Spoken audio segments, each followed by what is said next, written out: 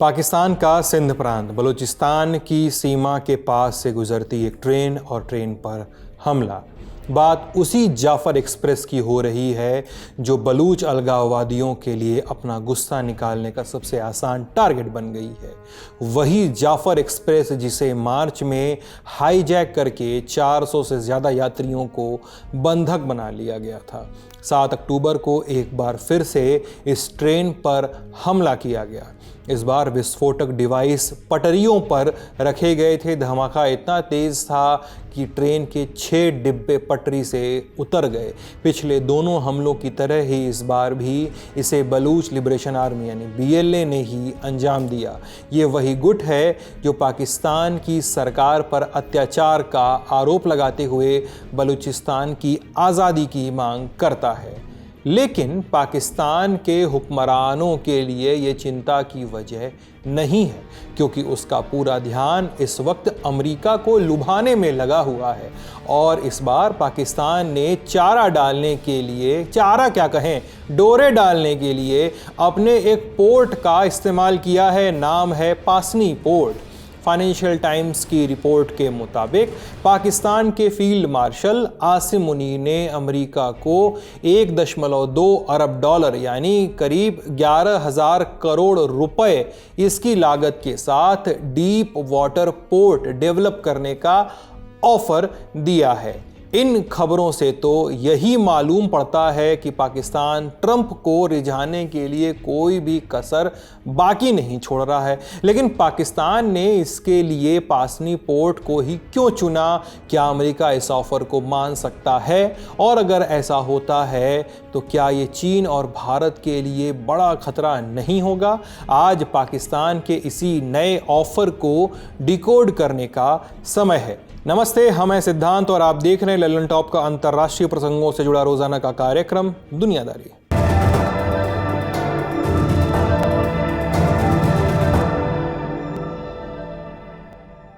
पाकिस्तान बिकने को तैयार है, लेकिन उसे कोई खरीदार नहीं मिल रहा है। P&G यानी प्रॉक्टर एंड गैम्बल ने 30 साल बाद पाकिस्तान में अपने दफ्तर बंद कर दिए। माइक्रोसॉफ्ट ने 25 साल बाद पाकिस्तान छोड़ दिया। शेल, इन्होंने भी अपना कारोबार बेच दिया। इसके अलावा टेलीनॉर, उबर और कैरीम जैसे और दवा बनाने वाली बड़ी कंपनियां जैसे फाइजर, बायर और सनोफी, इन्होंने भी पाकिस्तान से जाना बेहतर समझा। इस बीच अब खेल में डोनाल्ड ट्रंप भी कूद पड़े हैं और उनके सामने परोसी गई है 2 चीज़ें: ट्रंप के पसंदीदा रेयर अर्थ मिनरल्स और अरब सागर के पास डीप वाटर पोर्ट बनाने का प्रस्ताव। पहले बात मिनरल्स की करते हैं। 8 सितंबर को पाकिस्तान की सेना से जुड़ी agency frontier works organisation FWO और अमेरिका की कंपनी US स्ट्रेटेजिक मेटल्स, इनके बीच $500 मिलियन का समझौता हुआ था। ये सौदा खनिजों की खोज से लेकर रिफाइनरी बनाने तक सब कुछ कवर करता है।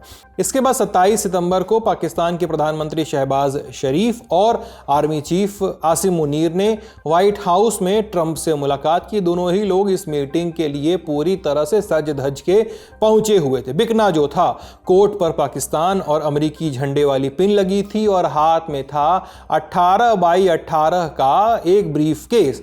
व्हाइट हाउस की तरफ से जारी हुई तस्वीरों में दोनों लोग ट्रंप के सामने ब्रीफ केस को ऐसे खोले हुए और दांत पीसे हुए नजर आ रहे हैं।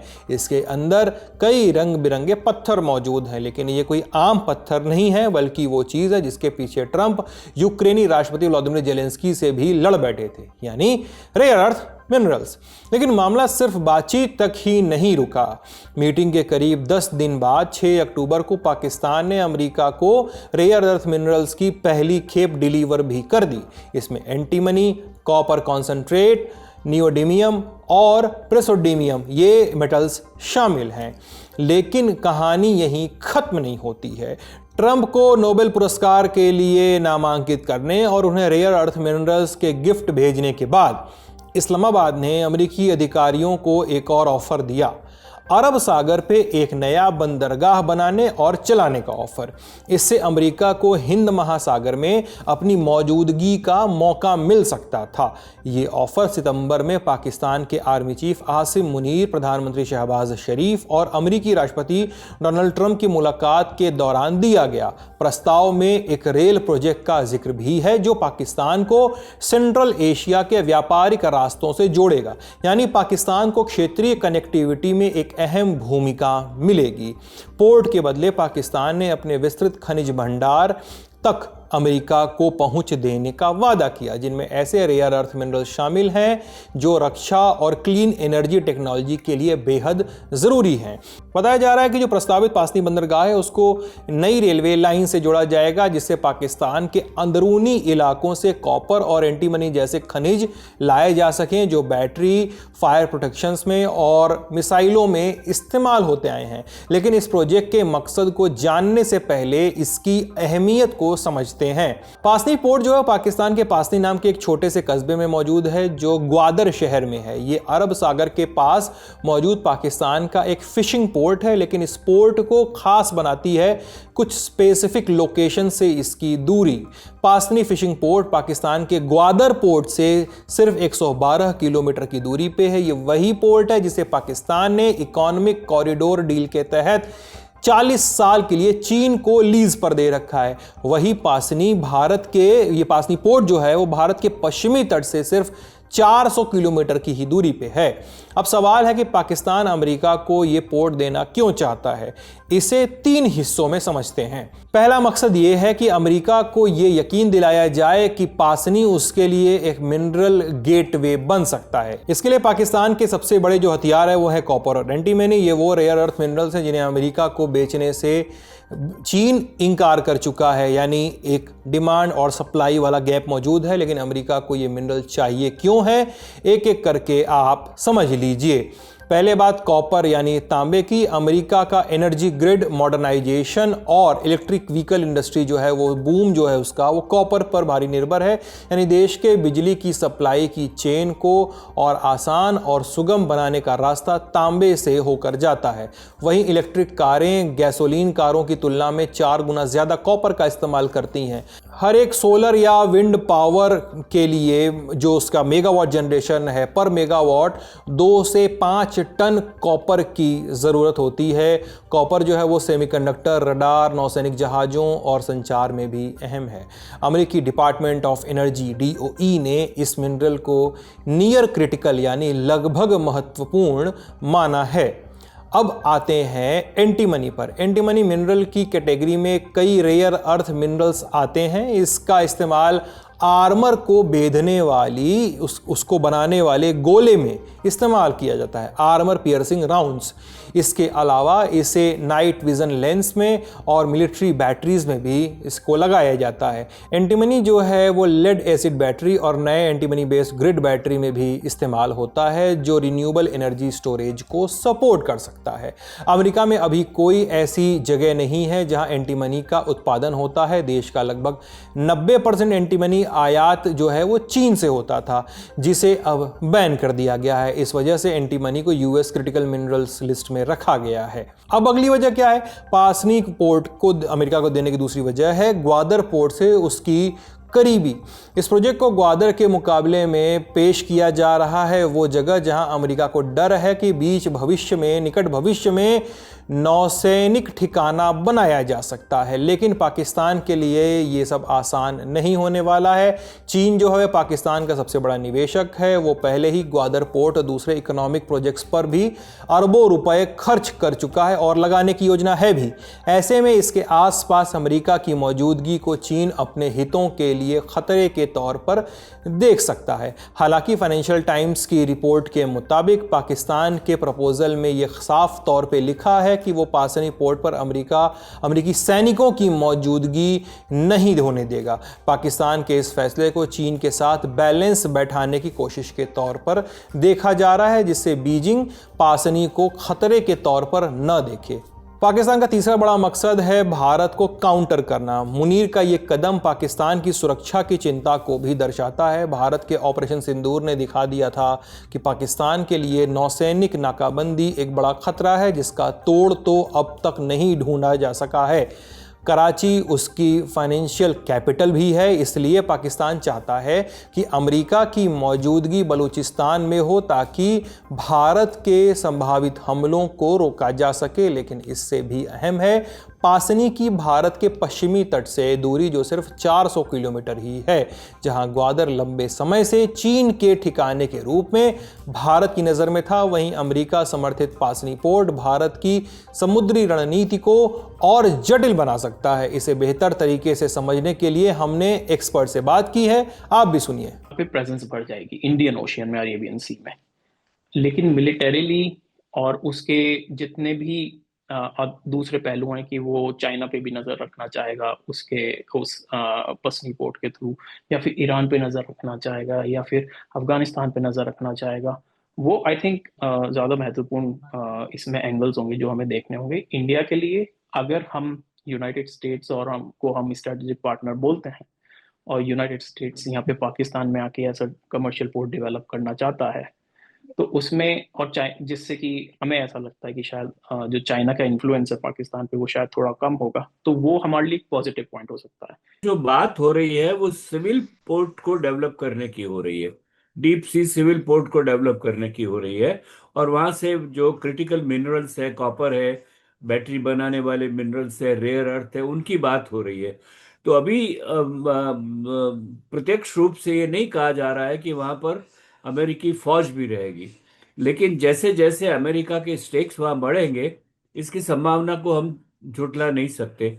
और ये बात सही है कि इन पिछले कुछ महीनों से, कुछ दिनों से, खास तौर से पिछले कुछ महीनों से पाकिस्तान की जो हरकतें हैं उससे भारत पर बहुत दबाव बढ़ रहा है और अमेरिका ने अपना पूरा रुख बदल दिया है। जहां तक भारत की सामरिक महत्व का सवाल है, जो पहले कहते थे कि चीन को बैलेंस करने के लिए भारत को लगाएंगे, उनको लगता है कि भारत हमारे कहने के मुताबिक नहीं करेगा, तो पाकिस्तान को प्रलोभन देकर अमेरिका भी हम पर दबाव डालना चाहता है कि हम कहीं ना कहीं जो अमेरिका हमसे कह रहा है उस बात को मान लें, चाहे वो व्यापार का मसला हो, टैरिफ्स का मसला हो, चाहे और सामरिक कोई और दूसरी बात हो। तो भारत के लिए विकट स्थिति है और भारत की कूटनीति को इस स्थिति से निपटने के लिए बहुत सोच समझकर और चातुर्य से काम करना पड़ेगा।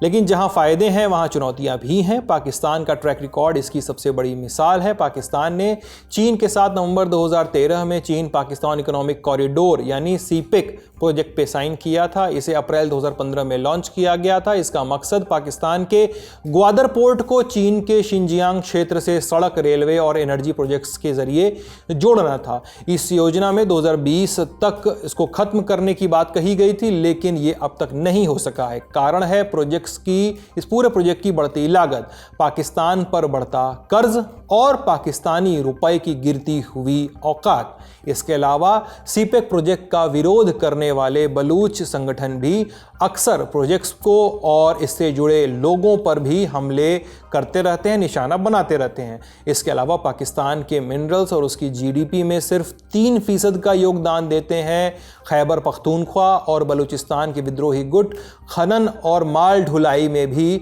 मुश्किलें पैदा करते रहते हैं। यानी पाकिस्तान अमेरिकी कंपनियों को खनिज देने का वादा तो करता है, लेकिन जिस क्षेत्र में ये मौजूद हैं उन्हें सुरक्षित रखने में पाकिस्तानी आला कमान असमर्थ है। पाकिस्तान की दूसरी बड़ी चुनौती है मुल्क की राजनीतिक अस्थिरता। 1947 में पाकिस्तान के अलग देश बनने के बाद से अब तक कोई भी सरकार यहाँ 5 साल का पूरा कार्यकाल अपना जो है पूरा नहीं कर सकी है। सरकार के बदलने के साथ ही, या यूं कहें कि आर्मी चीफ के बदलने के साथ ही, देश भी विदेश नीति में करवट लेता रहता है। इसके अलावा 30 तरह के कॉरपोरेट टैक्स सरकारी झंझट पैदा करते हैं।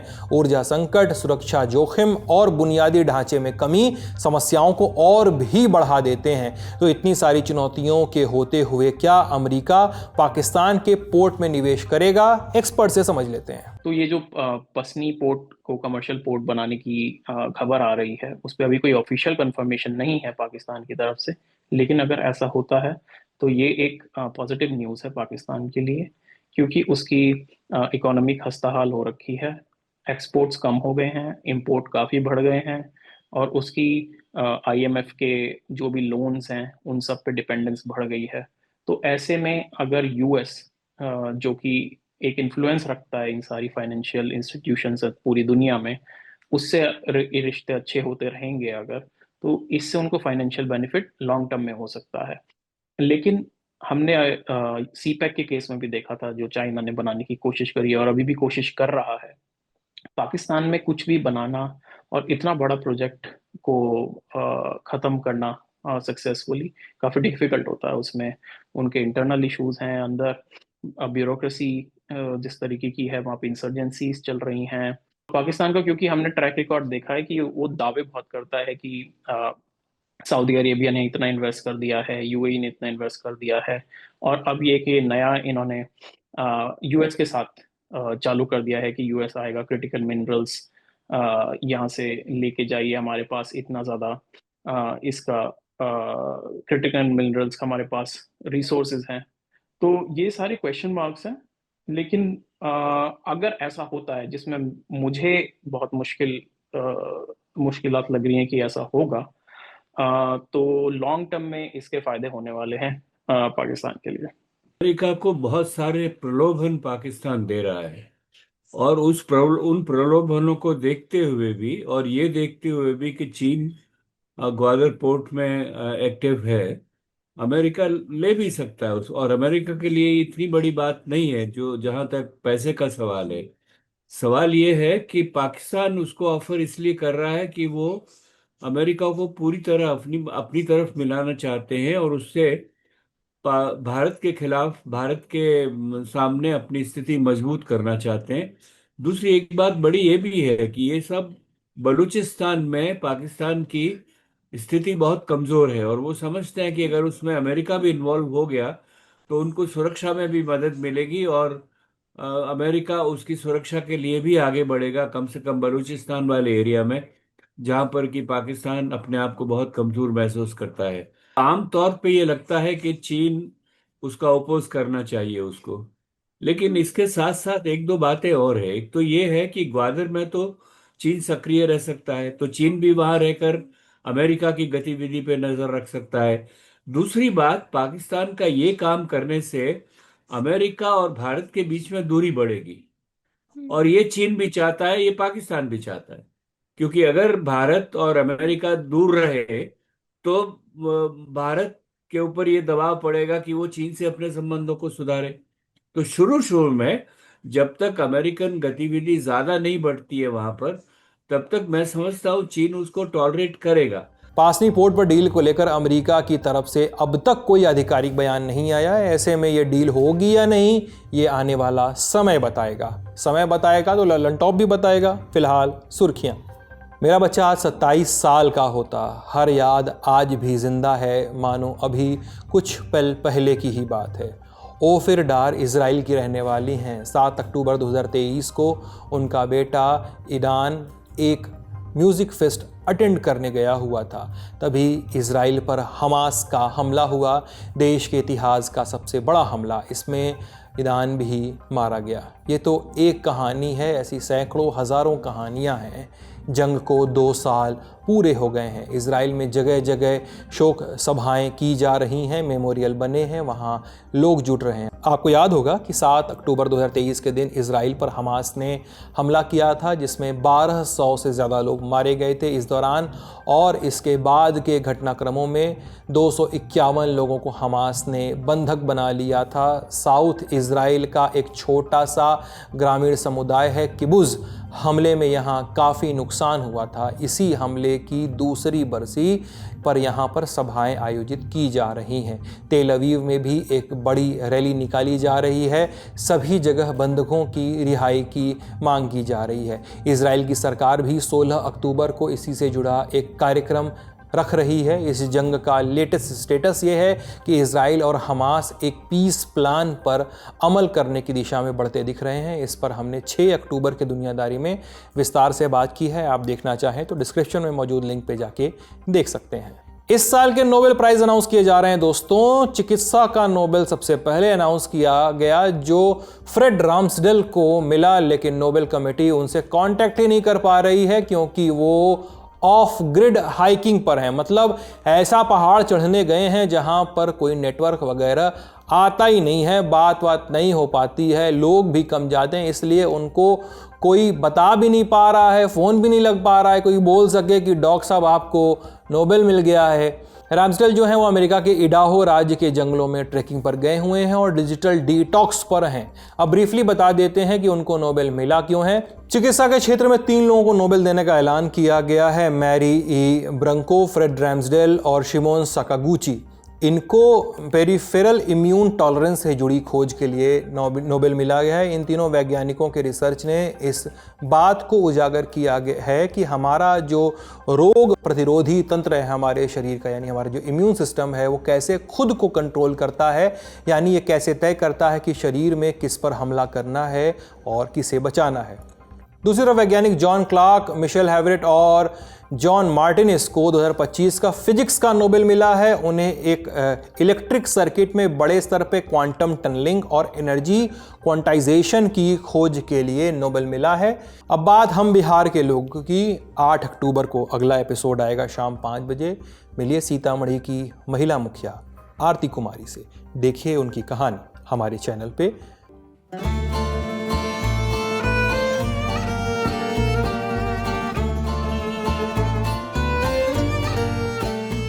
हम लोग गरीब है तो इतना पैसा हम कहाँ से लाएंगे, नहीं ला सकते हैं। तुम हमसे मिली?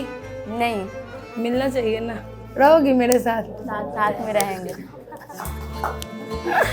मेरे पंचायत में सबसे अच्छा स्कूल मानते हमारे नजर में ये है। सीरीज नहीं है पंचायत, उसमें जैसी मुखिया रहती है। कैसा लगता है छोटी पुतोह जो आपकी मुखिया है? हाँ, कैसा लगता है? बढ़िया लगता है। एक मुखिया के ऊपर समाज बैठा था, लेकिन फिर कुछ दिन के बाद उन लोग के दिमाग, मेरे हस्बैंड तक के दिमाग में ऐसा कुछ बात रख दिया गया था कि अकेले जाती है, ऐसे है वैसे है, सारा कुछ हम बात मान लेंगे, बोलिए पैर भी पकड़ लेंगे, लेकिन सिग्नेचर बॉडी नहीं बनेंगे, सिग्नेचर बॉडी नहीं बनेंगे।